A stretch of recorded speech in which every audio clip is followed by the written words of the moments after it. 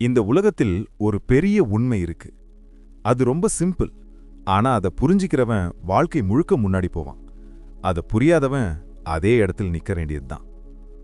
அது என்ன உண்மை தெரியுமா? மாறாதவன் மறைந்து போவான். ஆமாம், உலகம் தினமும் மாறுது. மக்கள் மாறுறாங்க, டெக்னாலஜி மாறுது, சூழ்நிலை மாறுது. ஆனா ஒரு சில பேர் மட்டும் என்ன நினைக்கிறாங்க தெரியுமா? நான் இப்படித்தான், நான் மாறவே மாட்டேன். அதுதான் அவர்களுடைய மிகப்பெரிய தவறு. உலகத்தின் விதி. இந்த உலகத்தில் ஒரே ஒரு விதிதான் இருக்கிறது: மாற்றம். நதி எப்போதும் ஓடிக்கொண்டே இருக்கும், காற்று எப்போதும் நகரும், காலம் எப்போதும் முன்னே போகும். ஆனா மனிதன் மட்டும் பழைய நினைவுகளோடு நின்று விடுகிறான். அவன் நினைக்கிறான், நான் நேத்து இருந்த மாதிரி இருந்தா போதும்னு. ஆனா வாழ்க்கை அவனை ஒரு நாள் கற்றுக் கொடுக்கும். நேத்து இருந்த மனிதன் நாளைக்கு போதாது. ஒரு உதாரணம். ஒரு காலத்தில் உலகம் முழுக்க ஒரு மொபைல் தான், நோக்கியா. அந்த போன் இல்லாத மனிதன் இல்லை. அப்போ எல்லாரும் நினைச்சாங்க, இது எப்பவும் இப்படித்தான் இருக்கும்னு. ஆனா ஒரு நாள் ஸ்மார்ட் போன் வந்தது, ஆண்ட்ராய்டு வந்தது, ஆப்ஸ் வந்தது. உலகம் முழுக்க டெக்னாலஜி வேகமாக மாற ஆரம்பிச்சது. ஆனா அந்த கம்பெனி என்ன பண்ணுச்சு? அது மாறல. அதனால என்னாச்சு? ஒரு நாள் அது ஹிஸ்டரி ஆயிடுச்சு. இதுதான் வாழ்க்கை. மாறாதவன் மறைந்து போவான். வாழ்க்கை ஒரு மேடை. இந்த உலகம் ஒரு தியேட்டர் மாதிரி.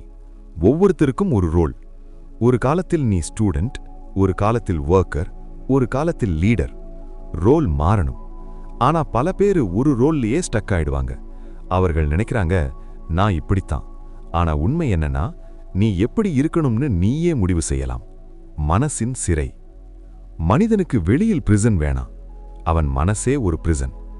என்னால முடியாது, நான் அந்த லெவல் இல்ல, நான் சிம்பிள் மனிதன்.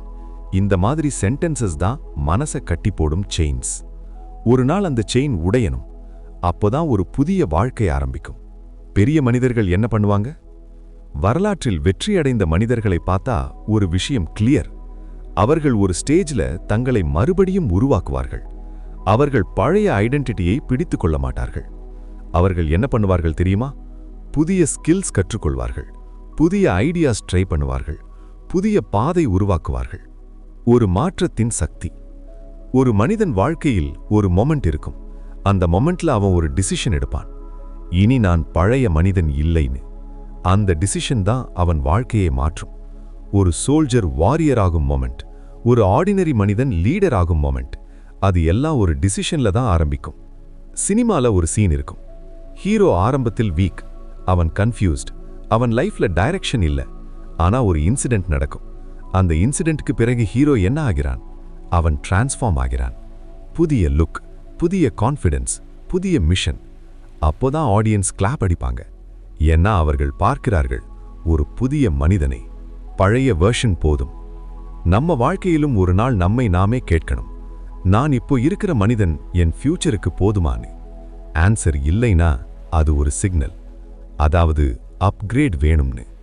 பழைய திங்கிங் டெலீட், பழைய ஃபியர் டெலீட், பழைய டவுட் டெலீட். பிறகு ஒரு புதிய வெர்ஷன் பில்ட் பண்ணணும். அடாப்ட் ஆகிறவன் தான் ஜெயிப்பான். இந்த உலகத்தில் ஸ்ட்ராங்கஸ்ட் மனிதன் ஜெயிக்க மாட்டான், மோஸ்ட் இன்டெலிஜென்ட் மனிதனும் ஜெயிக்க மாட்டான். ஜெயிப்பவன் யார் தெரியுமா? மாறக்கூடியவன், சிச்சுவேஷனுக்கு ஏத்த மாதிரி அடாப்ட் ஆகிறவன். அவன்தான் எப்போதும் சர்வைவ் பண்ணுவான். இறுதி வார்த்தை, நினைவில் வை, உலகம் மாறும், மக்கள் மாறுவார்கள், டெக்னாலஜி மாறும். நீ மட்டும் மாறலன்னா நீ பின்னாடி போயிடுவ. அதனால ஒரு நாள் கண்ணாடி முன்னாடி நில், உன்னையே பார், பிறகு உன்னையே கேள், நான் இன்னும் பெரிய மனிதனாக மாறத் தயாரா? ஆன்சர் ஆம் என்றால் இன்று முதல் ஒரு புதிய வாழ்க்கை ஆரம்பிக்கட்டும். பழைய மனிதனை விட்டுவிடு, புதிய மனிதனை உருவாக்கு. ஏன்னா ஒரு மனிதன் வாழ்க்கையில் அதிக பவர் இருக்கிற மொமெண்ட் என்ன தெரியுமா? அவன் நான் யார் ஆகணும்னு நான் தான் முடிவு பண்ணுவேன்னு தீர்மானிக்கும் அந்த மொமெண்ட். அந்த மொமெண்ட்ல தான் ஒரு சாதாரண மனிதன் அசாதாரண மனிதனாக மாறுகிறான். நீங்க இந்த விஸ்டமை விரும்பினால் உங்க எபிக் தமிழ் யோகி ஃபேமிலியில சேர்ந்து சப்ஸ்கிரைப் பண்ணுங்க மற்றும் பெல் ஐகானை அழுத்துங்க. புதிய வீடியோக்கள், முதல் நெறிமுறைகள், உளவியல் பாடங்கள், சீக்ரெட் ஸ்ட்ராட்டஜிஸ் எல்லாம் சீராக பெற. வணக்கம். இது உங்கள் எபிக் தமிழ் யோகி.